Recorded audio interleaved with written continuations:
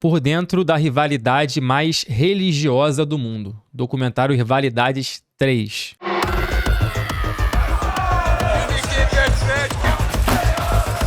O que te faz celebrar a morte de um papa?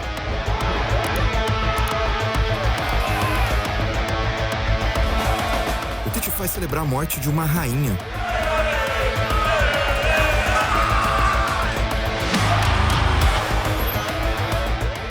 Católicos, protestantes, separatistas, unionistas. Celtic. Rangers. Em uma das cidades mais tensas da Europa, não existe em cima do muro. E numa situação dessa, de que lado você fica? Eu cresci sempre escutando que tem 3 coisas que não se discutem na mesa: política, Futebol, religião e política. e futebol. É isso.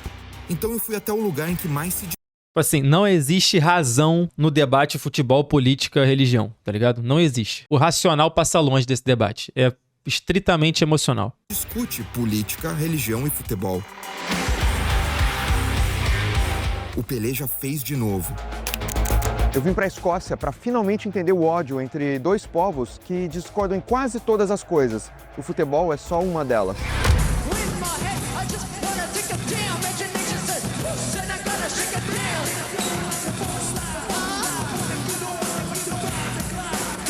Se tu for dizer então, não fui não, cara. Se política no Brasil fosse debatida de forma racional, com base de fato na discussão de ideias e não no fanatismo político, certamente estaríamos em um lugar melhor. Mas como não é, repito, é debatido de forma emocional, de forma irracional, estamos do jeito que tá, entendeu?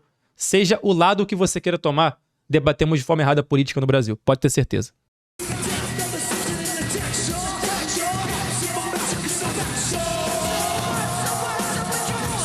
Política virou time, pô. Time, torcida organizada, tá ligado? Em lugar nenhum do mundo isso vai dar certo.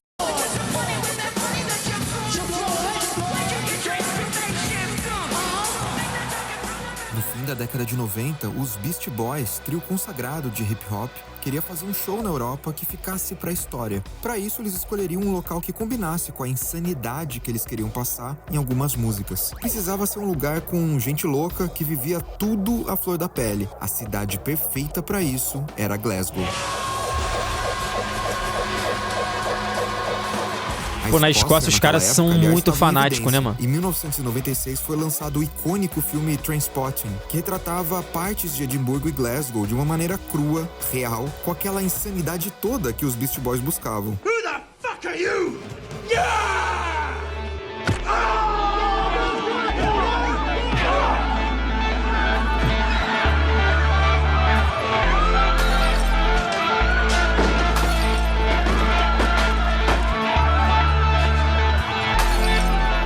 Uma juventude escocesa que sempre questionava o seu próprio passado, tentando imaginar como seria esse lugar no futuro. It's shite being Scottish! We're the lowest of the low! The scum of the fucking earth! The most wretched, miserable, servile, pathetic trash that was ever shot into civilization! Some people hate the English, I don't! They're just wankers! We, on the other hand, are colonised by wankers! Can't even find a decent culture to be colonised by!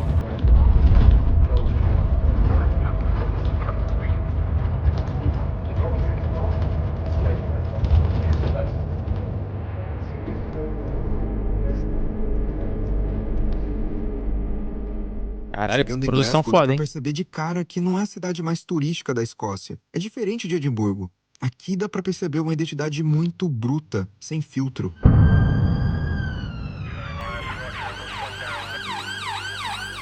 E para sacar melhor o presente, eu preciso contextualizar para você um pouco do passado. A Irlanda, quando era dominada pelo Reino Unido, passou por uma crise chamada de a Grande Fome na década de 1840. Por conta de uma praga que atingiu as plantações de batatas, os irlandeses encararam 4 anos de miséria extrema, que foram agravados pela negligência do Império Britânico. Cerca de 1 milhão de pessoas morreram, enquanto mais de 1 milhão migrou para outros países. A Escócia se tornou um dos principais destinos, e é fundamental você saber saber de uma coisa: o Reino Unido é predominantemente de religião protestante. A Irlanda, hoje independente, é conhecida historicamente pela conexão forte com o catolicismo. Esse choque de religiões determinou uma divisão sangrenta na história. Chegando em Glasgow, os irlandeses, em sua maioria católicos, sofreram muito para conseguir empregos e eram tratados como escória da sociedade. Os escoceses protestantes alegavam que os católicos estavam roubando seus empregos. Décadas depois, com a independência da Irlanda, as coisas começaram a piorar ainda mais para as famílias irlandesas que viviam em Glasgow.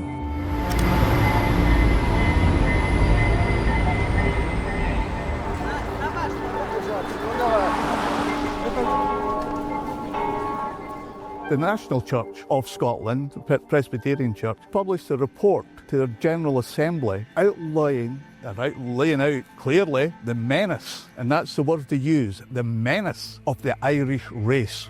This is the established church, but this was the policy of the Church of Scotland to drive the Irish back to Ireland. Forced repatriation of the Irish population. They wanted us out, and that's the racism. And behind that came sectarian actions. Now, you'll be familiar with the famous gang culture of Glasgow, and Yeah, it was very violent at the time. yes, and I mean one of the most, is it Billy Fullerton, leader of the Billy Boys?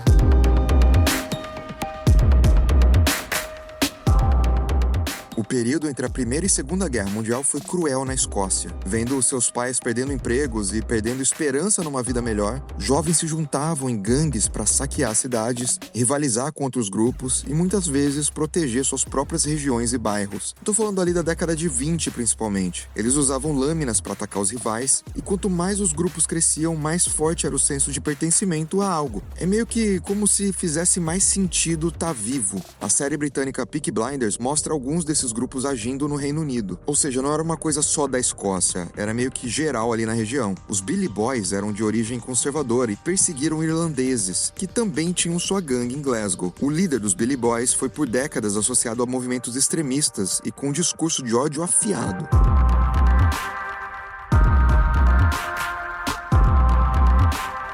He would profess himself to be a racist. He was a member of the Ku Klux Klan. He had this ideology of the white supremacist, which was an abhorrent idea to the Irish diaspora. And don't forget, that was the key driver with the establishment, was to divide the working class.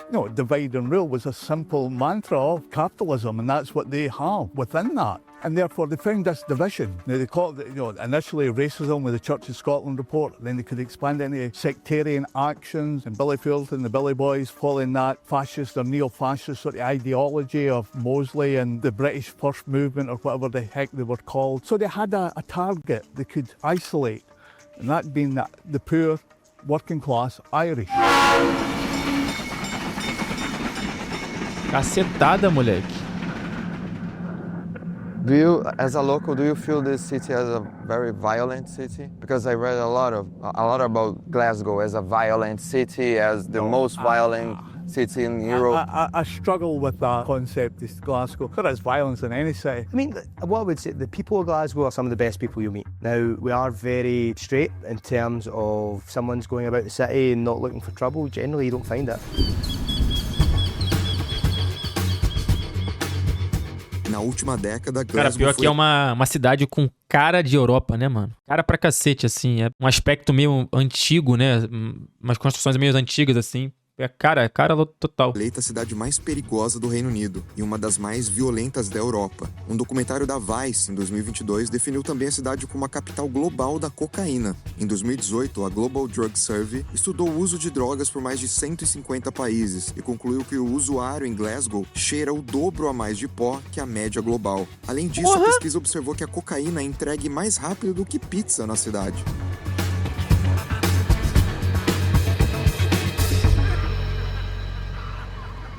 Qual é o tema do vídeo? Rivalidades. Por dentro da rivalidade mais religiosa do mundo. Tá começando, dá pra se pegar no tranco.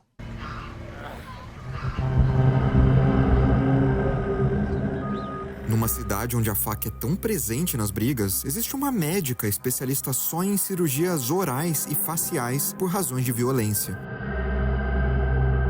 A think from, the violence has been going on in Glasgow for years. I mean, probably since the 1920s and 30s, it's been quite violent. And I think that's not uncommon in a previously very industrial city that has lost a lot of its industry. So there was a lot of poverty came with losing the shipbuilding industry, for example, which was one of Glasgow's big things. There used to be here in Glasgow back in the past, the razor gangs. Yeah, that's right, yeah. Do you still see something similar to this? Well, not the razor gangs as such, but knives are still the weapon of choice for the vast majority of Glaswegians who would carry a weapon. We don't have guns here, so guns are not really a problem, and it can be any knife. It can be something out of the kitchen, or it can be something bought from the internet, or sometimes you'll see people running about with swords. As pessoas vão pro caô com lâmina, então. The Glasgow smile is a particular injury that is Glasgow was its home, I suppose, but I guess you do see it across the world, where somebody will be cut here up to the ear, and it can be on both sides. So it gives you definitely a scar, and it makes you look a bit like the Joker from Batman. So that kind of cut up here, you will always have a bad scar from that.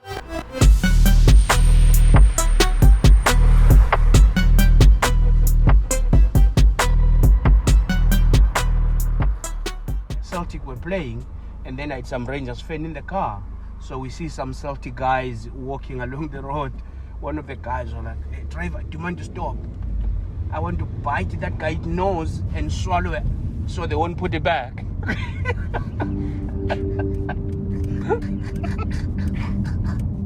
So I think we have become a bit more normalised to it. We kind of accept it as part of our life, and you just kind of, I suppose, work around it, in terms of keeping yourself safe. I think it's getting worse, and alcohol is not helping the situation. Especially the young people, they are getting younger, and they are violent. The majority of people that come into hospital with injuries related to violence are from socially deprived areas. And there's a big inequalities gradient with that. So things like alcohol, drug use, violence are all more likely to affect you if you're socially deprived. There's a big problem with street benzos, so benzodiazepines that are made in people's garage, essentially. There's a big problem with nitazines, which is another drug that's coming onto the market here, which is a synthetic opioid, and then there's the cocaine.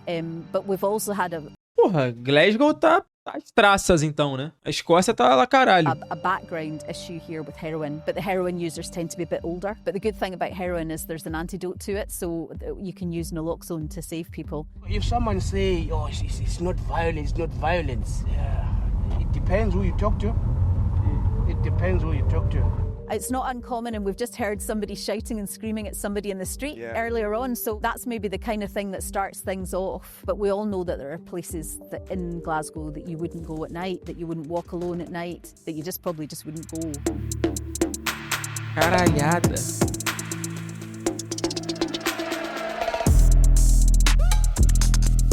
Dependendo para qual lado você anda na cidade, é preciso entender com qual dos lados você está se metendo. Os protestantes, que adoram a coroa britânica e o Reino Unido, estão do lado do Rangers. Eu quis conhecer o grupo de ultras que leva a ideologia para frente, e eles toparam conversar com Peleja, mas com uma condição: os líderes não podem ser mostrados enquanto falam. É uma forma de se proteger numa cidade em que qualquer rosto pode ficar conhecido muito rapidamente.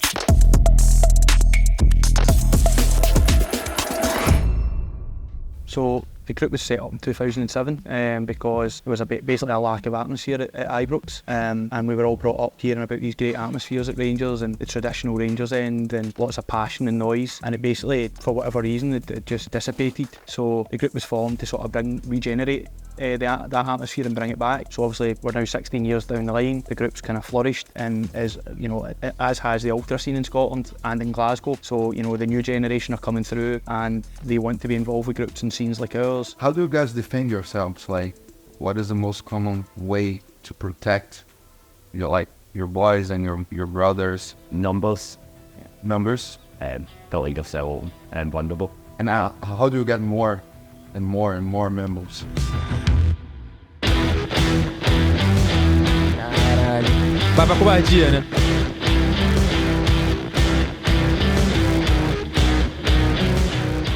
Passando esses dias dias aqui em Glasgow, ficou muito claro pra mim que existe uma cultura emergente nas ruas e nas arquibancadas. Os ultras. Isso não era comum se você visitasse a região há 10 anos. Os ultras são como a torcida organizada deles, mas vindo de uma cultura escocesa de torcer, o mais próximo que eles tinham no passado era o hooliganismo. Os ultras italianos inspiraram movimentos na Escócia a se organizarem de uma forma nova, se vestindo de preto, usando o balaclava, cantando muito mais do que eles cantavam, fazendo festa de um jeito diferente e brigando de um jeito diferente. Do Hamburgo, mano.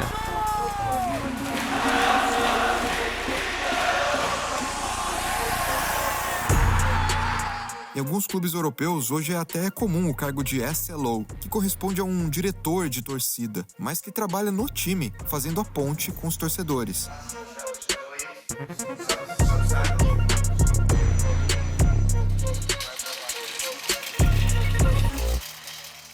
Like being transparent. Pyro is not my thing, doesn't bother me, but I can understand why people do it, and that's the biggest thing in an SLO's job. The biggest thing you need to have is empathy and understanding of where people are coming from. So we can't be naive to what the future's going to be at Rangers. I think that this isn't going to go away, and what we need to do is try and make sure that we have a good relationship with the group to make sure that their actions benefit Rangers. And one thing I would say, and I think they want Rangers to be successful. É quase que uma assessoria pra torcida organizada. Tipo assim, ó, cara, não faz isso aqui não que vai foder a gente. Pô, tenta fazer isso aqui, se puder. Pega leve aqui. Não, aqui tá. Aqui beleza, tá ligado?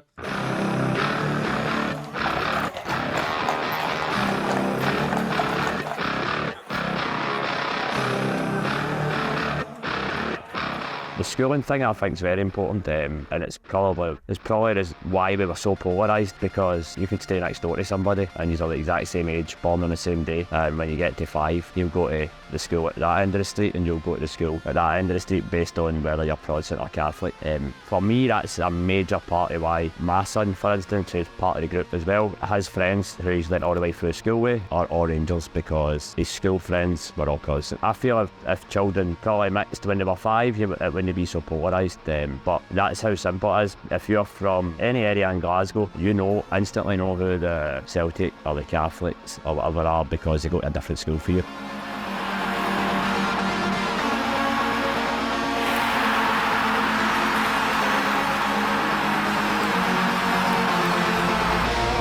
É, então, a separação vai desde criança, né? Pelo que o cara falou, ficou claro assim. A divisão, a polarização das coisas na Escócia vem da categoria de base, da escola. Tem a escola pra um, escola pra outro. Desde ali, então, você já tem um caminho a seguir. Já é condicionado a pensar de um jeito, né? É isso. Quase que obrigado, né?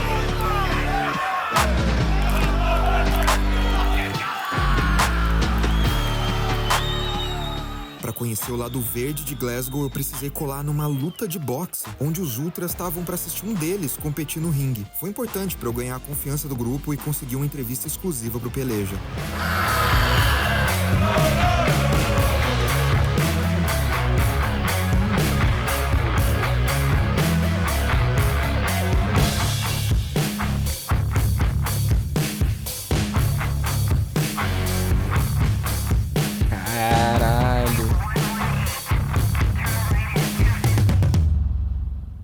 Does the religion issues too is a big thing, or is just it's too? Yeah, we don't grow up with Rangers fans because they go to separate school. So do you know what I mean? So we don't have it's not that friendly rivalry where you go to different pubs on a match day. We literally have fucking no contact with these people. It's like do you know what I mean? So there is a total separation. There's a bit of dehumanization there, because do you know what I mean? We don't know them personally. It's like, mate, Cara, basicamente, imagina, mano. Em São Paulo, supondo que só tem 2 times, tá ligado? Ou você tá do lado corintiano ou do lado palmeirense. Você só estuda com corintiano e frequenta lugares de corintiano, ou você só estuda com palmeirense e frequenta lugares de palmeirense. Você não tem relação nenhuma com essas pessoas diferentes, tá ligado? É como se fosse o Grêmio e o Inter, só que, tipo, de maneira muito mais radical, né? Radical. É como se, tipo assim, o estádio tá dividido e você só pode frequentar lugares com a mesma galera que acompanha a tua ideologia. Você não tem contato nenhum com outra parte. É muito doido, pô. So my girls go to school just now, but every one of her friends are Catholic, and she goes to school with them 5 days a week, and Catholic, and goes, you wouldn't even... Their dads all be Celtic fans. Their dads are all Celtic fans, and it's just generation. Her dad's pals with our dads, and we drink together, they drink together. We go to birthday parties, we all go to birthday parties together. It's just the way it is. It's a very divided city. Yeah, oh, definitely. They hate us, everything we do, every move we move, they fucking hate us. Protestant fucking dogs, lay down and grunt. My wife say, you stop fighting, and I say, fuck you, I fight. He's a fucking animal. I stay in the Catholic area, and let's say I do like Rangers, I wouldn't say it openly. I wouldn't dare say it openly. I wouldn't even wear the blue shirt. Attention, an emergency situation has arisen within the stadium. Please leave the stadium in an orderly manner by the nearest available exit. E é claro que a rivalidade religiosa também é encontrada nas arquibancadas. Afinal, é lá onde o povo sempre esteve.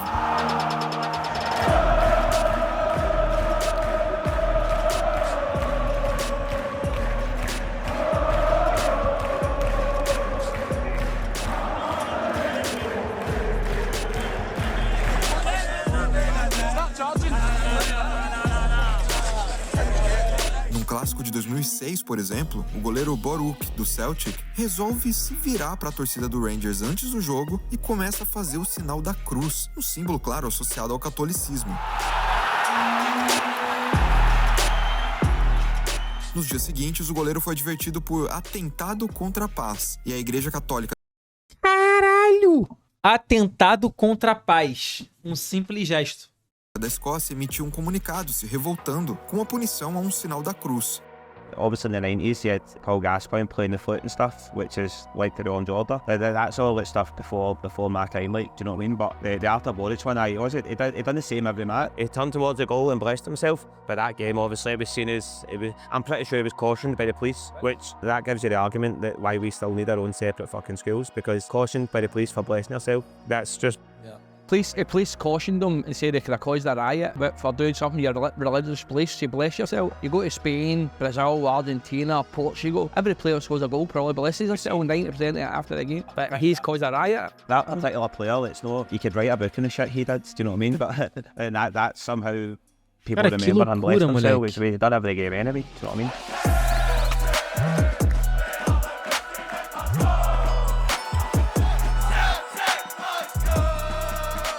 O IRA, ou IRA, mencionado pelo lado verde, é o Exército Republicano Irlandês, um conjunto de diversos grupos paramilitares irlandeses que nos séculos 20 e 21 lutaram contra a influência e a presença britânica na Irlanda. Algumas canções da torcida do Celtic citam o grupo armado e foram proibidas por autoridades britânicas. A torcida do Rangers também tem os seus cantos que remetem ao passado. Em uma delas, o assovio dos Billy Boys, lembra aquela gangue protestante famosa? É reproduzido em alguns duelos contra o Celtic. E esse canto também é proibido e já rendeu punições ao Rangers.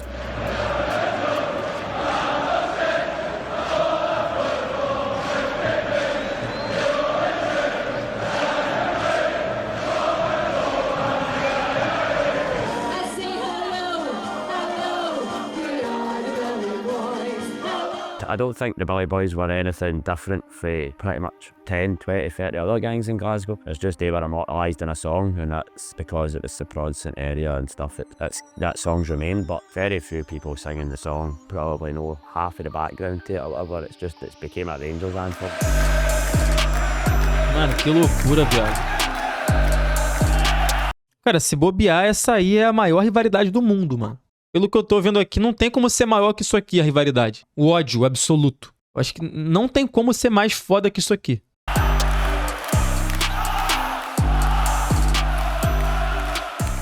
It's tribal. I'd say, you know, people love singing it in the big days. Eu sei que tem na Turquia também uma puta rivalidade. Serve Croácia, mas é aí, tipo assim, é entre países também, não é isso? Tem lá o Partizan e o Estrela Vermelha, não é uma porra dessa também? A gente lembra que a gente assistiu. Tem um negócio meio bolado, assim, mas essa aí é muito impressionante, cara. Muito impressionante, porque, tipo assim, você imagina que a separação do lugar acontece desde criança. Tipo assim, você não tem contato com o outro lado. Você é doutrinado a odiar o oposto.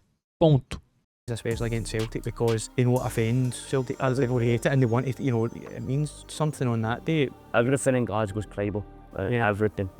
Everything's brought down to green and blue. It doesn't matter. It could be the smallest issue and it'll come down to... A cab driver told me, like, if we put like a McDonald's flag, the Celtic guys will put a Burger King flag. This is how we're in that area. Perfect analogy.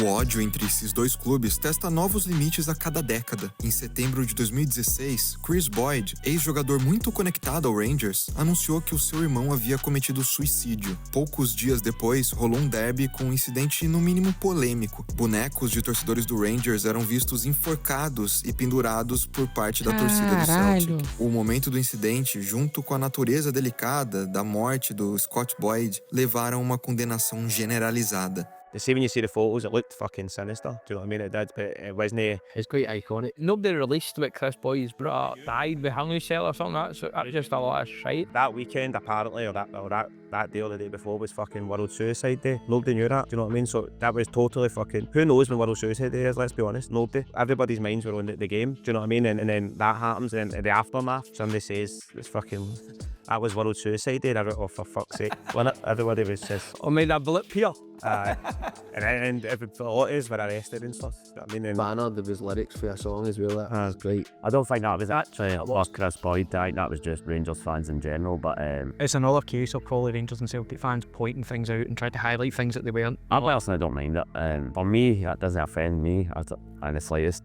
Different times, there's probably different limits. It's hard because Ibrox is very, very well covered by CCTV. If you're setting up tifos and stuff that are openly sectarian, then the guys here who are doing a lot of the tifo work are opening themselves up to charges. If anybody had like a sort of openly sectarian message or massive banner, I think we've seen it for smaller things where the country goes into meltdown, social media's like just mental. Headline news, politicians like at the highest level getting involved, and the police just sort of arresting anybody they can sort of identify or think maybe he's associated with it. They're targeting the members who are at the crux of the group. They're targeting members who they know are kind of leading members or very involved with the tifos or very involved with merchandising or on the streets all the time. So they target the guys because they're low-hanging fruit. They're easy to nab for it, and hinders the group long term, which is what they want effectively. So for us to leave ourselves in that position, we leave ourselves open to them just basically going, right, we'll have him, and slowly but surely the group can't operate maybe successfully within the ground and within the stadiums than it did.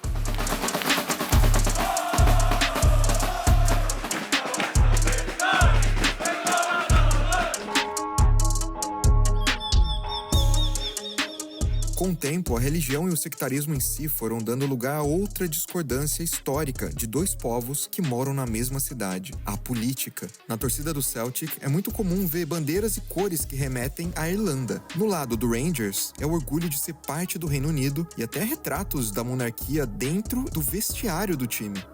It was a gift to us. We took part in a benefit match for a cholera disaster, which was a number of years ago. And so all of the English clubs who took part, all the English clubs were gifted a cup for it. And so they gave us one too because we helped. So it was given to us on the one proviso, which is that every year we toast the reigning monarch of the UK. So that's traditional, is part of the club. And I think the picture of the Queen that was put up in the 1980s, and now obviously it's changed to King Charles, though we've kept the picture of Queen Elizabeth up as well. And I think the Rangers always tried to do the right thing. At least that's the perception that we have as a fan base around what we are, But obviously knowing the conversation we have with people across the city, I'm sure they'll have a very different take on it.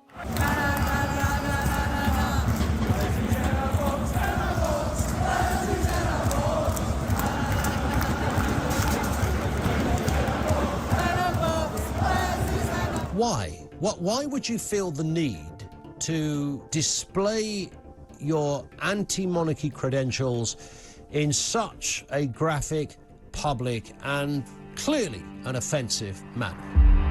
Unoffensive, né?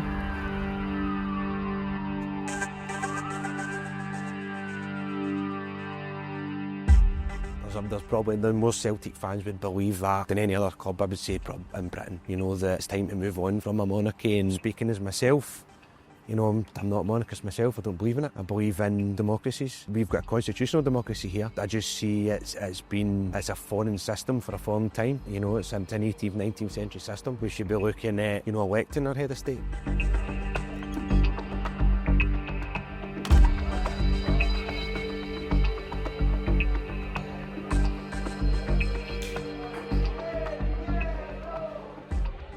The Rangers fans see themselves as the quintessential British football club, and I don't think very many would disagree with that.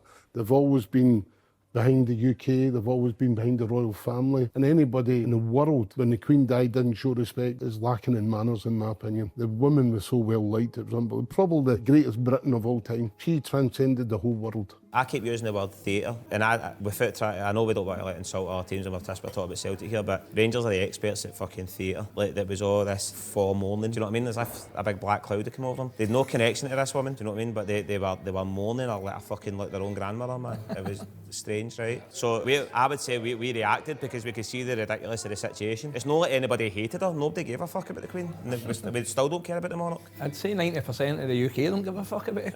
No, that's it. So I would say that the more people got offended by it, the fucking more we done it. Because the whole ridiculousness of the whole situation. Fuck, you had Piers Morgan on commenting. No, I mean Piers Morgan on commenting. These Celtic fans, what the fuck they say no?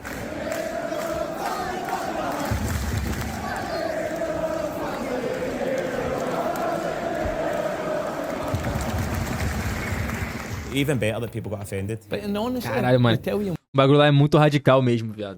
É impressionante, filho. E sem limite, né? One thing, keep politics out of football and all this, but they want to stop football for the Queen dying and this and that. Why? Where the fuck's the Queen dying go to do with a 3 o'clock kick-off on a Saturday?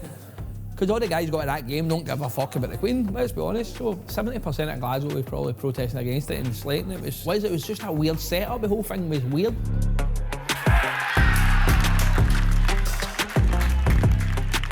A discordância visceral sobre a monarquia e sobre ser ou não parte do Reino Unido, de tempos em tempos se apresenta democrática. O governo escocês já organizou vários referendos para que a população vote pela independência ou não da Escócia. O último, que aconteceu em 2014, teve o seguinte resultado: 55% são contra a independência, 45% votaram a favor. Falando mais especificamente de Glasgow, essa é uma cidade onde historicamente o sim para a independência é o que vence. Mas como é o país inteiro que decide, a Escócia seguiu sendo, claro, parte do Reino Unido. I'm a unionist by nature, so I voted to stay as a United Kingdom. Plenty of people voted to separate. It's not enough, and in my opinion, it'll never be enough. How do you guys feel about the result? Disappointed, still angry. We knew we were being lied to. There was a lot of propaganda. British propaganda is what you call it, because a lot of the stuff they promised, particularly a lot of older people in Scotland to dupe them, has now been shown to be completely false. The main promise for the No campaign was to stay in the EU. As soon as we voted for No for independence, we came straight out of the EU. There's guys who have been members of UB who have come from different political backgrounds in terms of party. So the party politics are very different. But one thing we are very much aligned on, we're all unionists. I don't know if you could actually be part of it. I don't know if you could be part of the group and have being such a polarised issue and be on the other side. I can understand their anger, right? So see everything that maybe their dads and their grandfathers and stuff have held dear for years. So it was the best jobs, the best housing, everything. It's like the world's moved on and they've been left behind. So you can understand that anger. They're clinging on to something. It's an idea. It doesn't exist in reality anymore. I would say I'm pessimistic about it. I was optimistic even after the referendum in 2014. But there's a fairy fiasco here. For a lot of people that were pro-independence and also from the left-wing tradition, people are wondering, well, who's it to vote for? For normally working class people that see that an independent Scotland as being the future. But, there's two parties that are very much centrist, centre-left a wee bit, but not, socialist or radical left that we've seen here with Jeremy Corbyn, with the Labour Party in Britain. They're nowhere near that. So working class people are saying, well, why are we going to vote for these parties when they're not going to actually represent working class people? I think the Celtic fans, be polite about it, they're just ambulance chasers. It doesn't matter what they do, they're fighting a cause, Palestinian cause. I swear to God, who cares? You stay in Glasgow, who cares about another country? You know what I mean? And I'd imagine most of them couldn't even tell you who Palestine is, to be honest with you. I can't go this nonsense politics. You're a Rangers fan or a Celtic fan, support your team. Leave all the rest at your house. If you don't like something, fair enough, but don't bring it to the stadium. Meu amigo. Grupo como os Boys e a Green Brigade sempre apoiaram a Palestina nos jogos do Celtic e aproveitaram jogos importantes de Champions League, por exemplo, para se manifestarem, mesmo que isso resulte em punições por parte da UEFA. E o tema é tão importante para eles que chegaram até a romper uma amizade de muitos anos com a torcida progressista do São Paulo, já que os alemães não se posicionaram a favor dos palestinos nos últimos anos. A Green tem um São Paulo, Brigade é verdade. lançou a campanha Show Israel the Red Card, ou Mostre o Cartão Vermelho a Israel, em apoio ao povo palestino e para pedir a suspensão de Israel de competições internacionais. O gesto inspirou torcedores ao redor do mundo e muitas arquibancadas aderiram ao movimento. Em um derby de 2025, que marcou o fim da medida da torcida única no clássico, torcedores do Rangers receberam os do Celtic com algumas mensagens bem diretas. Bandeiras de Israel e os dizeres na arquibancada "Take aim against the rebels come", algo como apontem ou mirem contra a escória rebelde. Esses termos Moleque, o mosaico é o cara apontando uma arma. no passado e direcionados aos irlandeses que se rebelavam politicamente. O próprio Rangers, como clube, chegou a emitir um comunicado condenando a exibição e reconhecendo que ela cruzou a linha e foi inaceitável. A polícia escocesa também chegou a abrir uma investigação sobre esse incidente. Well, the formation of Celtic was a political act. You know, it was through necessity. We had to put food in the tables of the poor East End of Glasgow. So we are, and we always feel, when you go to Celtic Park, you'll see refugees welcome banners. You know, we're the club. If you're coming to Scotland, you're an immigrant, you'll be made to feel welcome at Celtic. Because of what's happening in society, we're the club of the people. So we're going to be, not all left wing, but the majority of fans more towards the left. I think, see personally, Celtic and Rangers are light years behind where they should be. The clubs themselves, for a long time, they tried to ignore the groups and the ultra groups and stuff, so I think they're still maybe 5-6 years behind where they should be. They should have brought everybody in-house a long time ago. Probably the way the Dutch done, and they brought everybody inside and they made them work with the club and let's find a common ground here. Celtic and Rangers, I would argue, are starting to do that now. No younger people are going to the game and wanting to sit in the main stand and watch the fucking game. You know, people want to participate in the game, no spectate. So that's the way it's going now, do you know what I mean? So the club need to cater for that demand, and they should be selling it, because the product on the park in Scotland, on the pitch, is not going to sell. So see if you can create something that you can sell. We'll talk about this in the way the language they want to use. They want to sell a product, so you use your strengths. Aye. So take the good parts, fucking make them even better.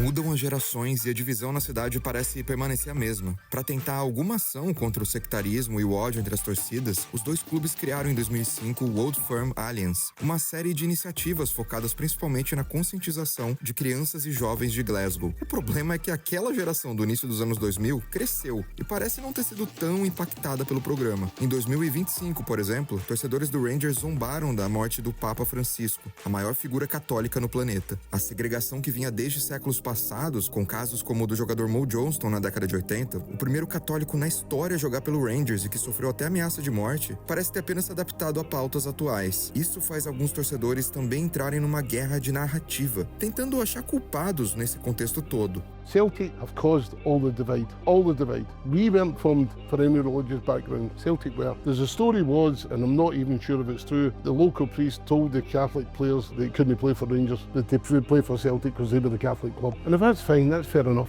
but just admit it. Don't pretend you're something you're not.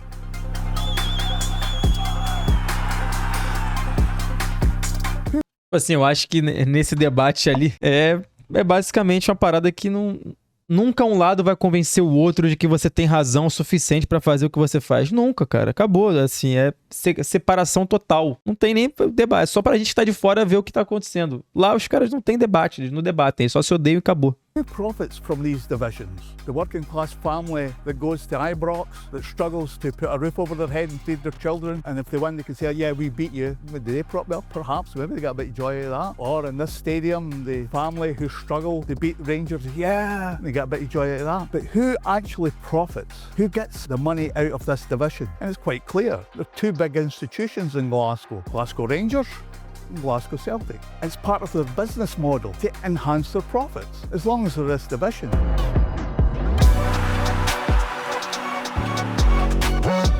All over the world that have great rivalries in their football clubs. Massive crowds turn up, but they don't have this racist sectarian division.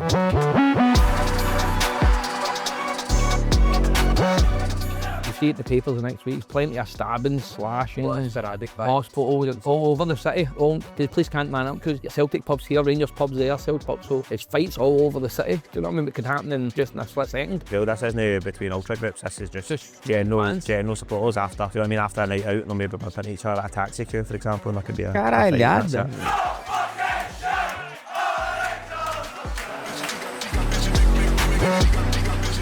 I think that's the reason why you guys are here, because it is a very special rivalry. The derby is probably slightly different to other ones where, you know, it's like hatred from the age of 5 like upwards, and like it's like families fall out about it or split because of it. Your schools, they're very much split, and your political background is split because of a religious, of course, side of things. It's very different to just two clubs who hate each other. It's not just football. There is all this centuries of sort of a background to this, where it's not just two football teams. It's not two sides of 11 players on the park playing football against each other. There is a lot more context to it. And I wouldn't change that, because I think that's what makes it so special.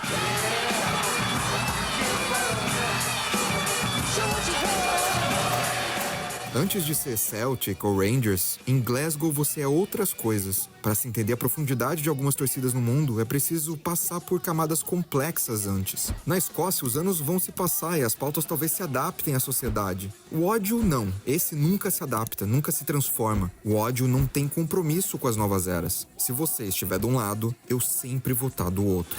Caralho.